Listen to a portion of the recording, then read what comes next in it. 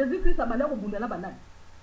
Et tumba ya Jésus-Christ oya bana ko lo bana ba parabole, apana nina bana ko lo bana ba parabole. Mais c'était parce que a évité ba politicien. Mais ceux qui les lobbies sont les lots ko benga ba politicien mais dans le temps ba ko benga bango ba politicien si. Ils allaient ba Romain wana. Ils allaient bango ba kena ko contre Israël. Angona Jésus-Christ a pour lutter contre Bango. Maintenant, à quoi pour le bapolé il fallait le parabole. Voilà, Bango va y avoir parabole ou on a théorie à Bango. Mais à chaque fois, il y a le parabole. À quoi expliquer la bataille parabole ou on est là pour le banim. Mais ne gonanga. Yo kasi Jésus-Christ a zalaki moto. Oh ya yaki. On a vendu kaka tranquille. Non. Parce qu'il y a dit que le verbe, la parole il y a kokiko au coin samou. Et effectivement, c'est ce qu'il faisait. Donc, parole et l'équipe mondoki. Donc, on peut le battre que tu vas bêter dans le thème à gauche, yo suis qu'on va la gagner, on va la coller là. Non, il faut zoner ça, dans le thème à droite, là-bas, argument, makati, la stratégie moussoussou. C'est ça ce que ça veut dire. Donc, on comme ça, Jésus-Christ, il a zalaki moto, moka zalaki jolo. Non. Moto, comme il peut là. On est sali place na yo moko, na zone malo. Moto komi kopela awa mama kwala eloko ntu ya opesi awa code parce même ye moko leso ya likambo lobeza solo alobaki yango très bien ke makambo nyonso te ngana zali kobimisa ezali pona bato nyonso ba comprendre yango elingi loba ete même ba disciple pe na minza suka bayaki ye babi mais yo makambo komi koloba mususu pe ko nani waza ko comprendre yango mais ndenge yo lobi na ndenge ne mama kwala na banza mutu moko iko challenge yango azali te ke nkolo sa koloba makambo mususu pona ko provoquer pe directement batu ba comprendre te ke azolobela ba konzi ya mboka noki ba ya ko provoquer banini ba ko kangama na banini likamuna tana yango tana ngota ko ka nkolo sa bimisa ki polele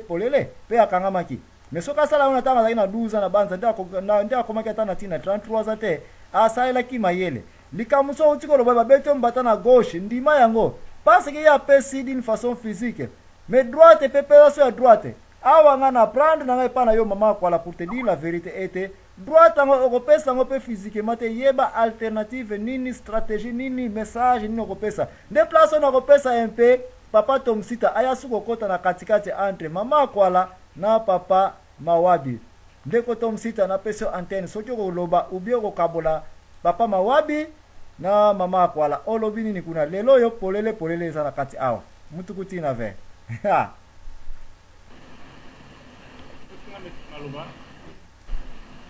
Malobe pa na yo ndeko Tomsita mais réduire volume ya haut-parleur na yo na tango micro no ezali koloba réduire volume ya haut-parleur pardon.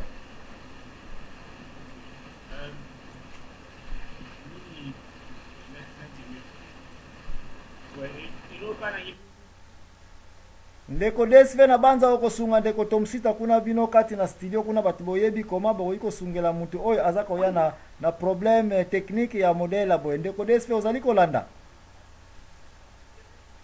Alors na place na banza na remplacer na Papa Nsimba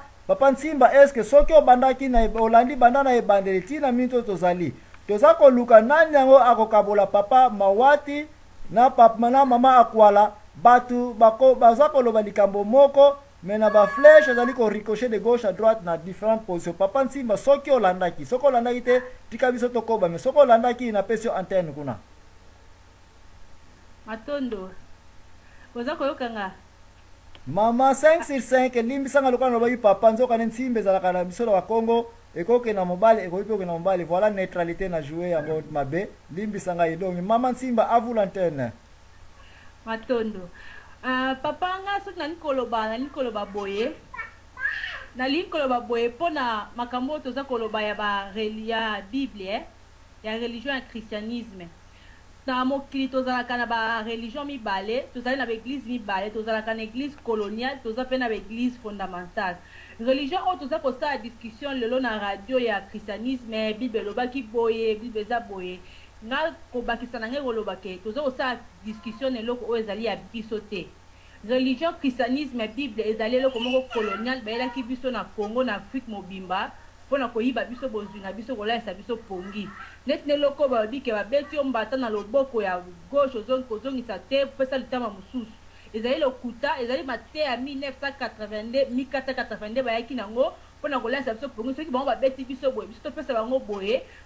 totika bango basa oso balingi na biso mpo bango bazwaka bozwi na biso donc eza eloko moko kosunga biso te mpona développement ya mboka na biso wana ezali église coloniale oyo bayelaki biso mpona kokolonize biso oyo balingaka kobakisa yango wana tika te tolanda oyo ya biso moko oyo bakoko na biso basambelaka oyo eza mpona biso christianisme ya bible eza na eloko moko te kobakisa biso na mboka na biso mpo mboka na biso lelo ebonga balingaka kobakisa eloko wana. Merci mama Nsimba mpona commentaire na bisika oyo tozali koloba ete tolobaki bien bible elobi bongo mais sikoyo tokotaki na application na société na biso soki balobi ete basali mabe na côté gauche est-ce que immédiatement il faut qu'on répondre selon yo soki basali mabe opesi totama na côté gauche na comprendre te papa question soki basali yo mabe comment okobimelaka na situation oyo dalante takobosana te verset biblique oyo mpona biso bakretien eutaki na bisika oyo bato oyo bapesamelaki maloba oyo bamonanaki bazalaki des hommes faibles par rapport na bato oyo bakoyaki kogifle bango kiye kosalela bango mabe mbata mpenza awa papa mawabi masolo ebandaki na vendredi azalaki très consistant mbata oyo bible elobelaki mpenza te ke gifle oyo tokoki kozwa litama ya gauche mais ezali basaleli yo mabe me yo tika lisusu basala susu mabe ya mibale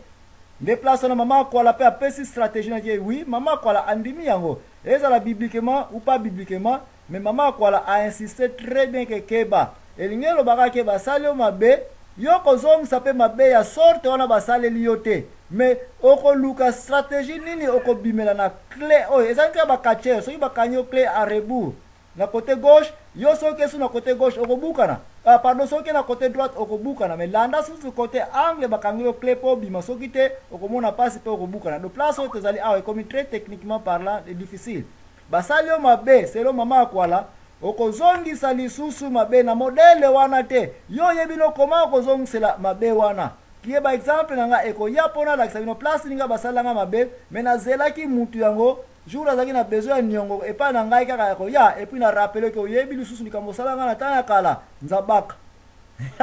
alleluya mama Nsimba avula antenne matondo papa ye na linkolo bakele na soki mama akwala alobi bongo ngai akozala na kote ya mama akwala po bakambo oyo balobi ke babeti yo mbata boye mpona bateya oyo aso tozotela ndenge vraimen yango eteyamaki na bible ezalaki ke ndenge bato oyo bayelaki biso bible batiaki na bamateya moko ya bongo na kati mpona kolaisa biso pongi ezali mpona bango ke soki babeti biso tolobaka ke te tolobake moto asali mabe kozongisa mabe te mpo nzambe yesu akoya kokita bokonzi na ye akozongisa mabe na bato oyo bazosala bino mabe yango bango bande kosala biso mabe mpo biso tozongisa te tozela ti mokolo yesu akoya mpe akoya kaka te mpona azongisela babe oyo bato bazokosalaka bato na mokili donc ezali mateya moko ezali ya lokuta soki moto asali yo mabe okozongisela ye mabe na ndenge nde mama akola alobi asali oyo mpe te exemple moto azwi yo niongo asali yo mabe okozela ye ti mokolo akoya kosenga niongo korapele donc mabe tosalaka awa na se ya mabele efutamaka kaka awa na mokili awawa soki moto asali yo mabe okozongisela ye mabe na ndenge mosusu oyo esengeli yo ozongisela ye mais ezali teke moto abeti yo boye asali yo mabe alobi teke naza kozela kolo yesu aya nde azongisa wana ezali mate ya 1480 mpo tozongisa yango kote na bisika wana mama Nsimba c'est comme si oapuye ete ye alors kode oyo mama akwala alobeli oye mpe kaka korépondre kokota mpe na kanya bakretien ete babeti yo mbata ya gauche pesa lisusu ya droite parce que oaccepte sikoyo ke même si basali mabe zela na tourne soki ekoki bongo ozongisa me na angle mosusu nde scope oyo omoni ke tokomi kotia sikoyo nsingami ya mbolongo basinga ekomi kotourne na makolo na biso sans le savoir ke sili koti toza kobeta eza kotourne très bien na 3 camps sikoyo papa mawati mama akwala ake na angle na yo yo koti na katikati olobi oke na kota mama akwala mais apparemment likambo lobi na conclusion nango ozongeli papa mawabi pour dire que oui okorépondre ye mais na angle mosusu donc tokomi koyoka na ete mbata ya gauche ndima yango pesa so ya droite oyebisi papa nayoki po yo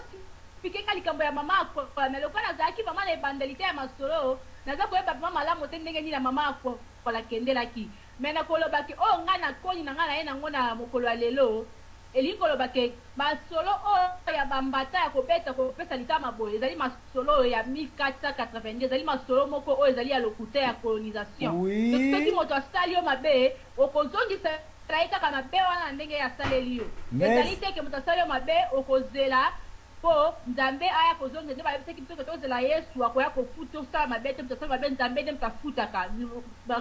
vengeance ezali ya nzambe te moto asali yo mabe awa na mokili okozongisela ye kaka mabe eyebi te te okozela na ndenge nini okozongisela ye masi asali yo mabe apesi obeti mbata yo posi mbata kaka na minute wana ozongiseli ye mbata na litama oyo yabeteli yo. Merci Yansimba, merci Yansimba, merci Yansimba. Biso tokondimaka ba opinion ya bato nyonso, you welcome. Donc nde tozali boye na banza ekomi kosenga bakulutu penza entre mama akwala na papa mawabi bokota epetro na ba detail po ete tai botomboli yango mingi to comprendre bino me mingi pe baza kosenga bokitisa nano nzete wana na se po ete na bana mikepe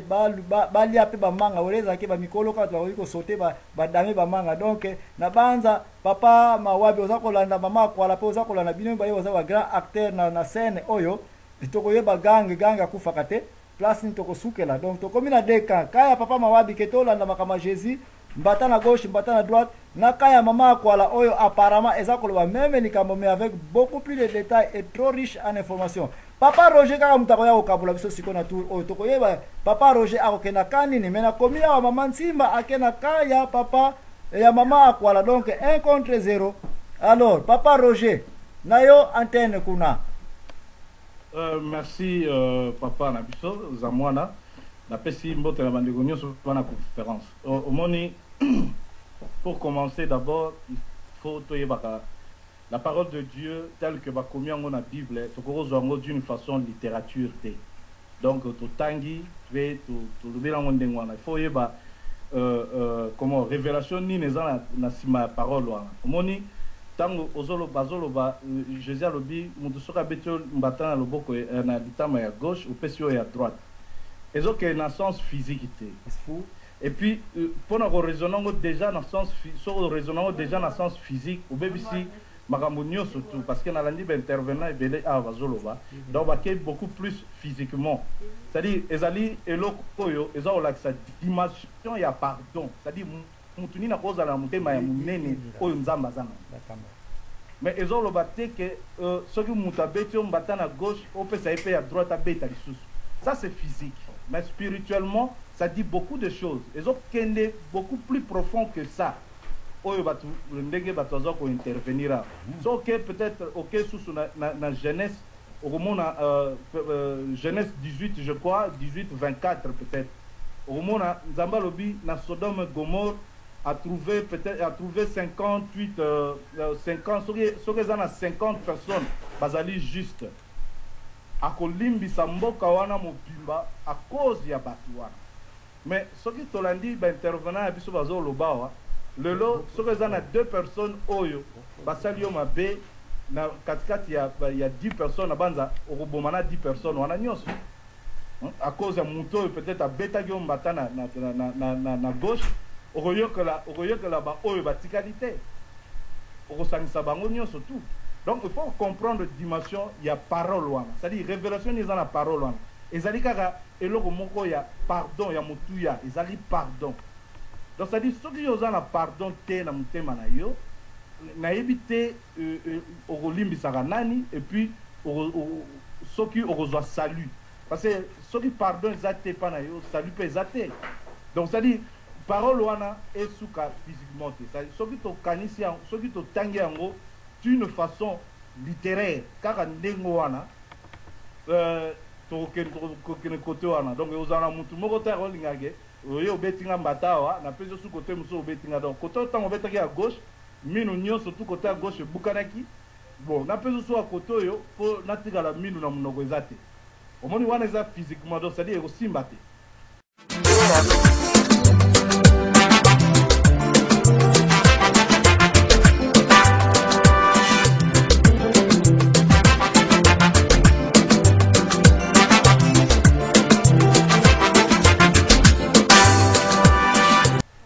Beti na zone ici mais soki okei na révélation eza na parole wana ezali kaka pardon.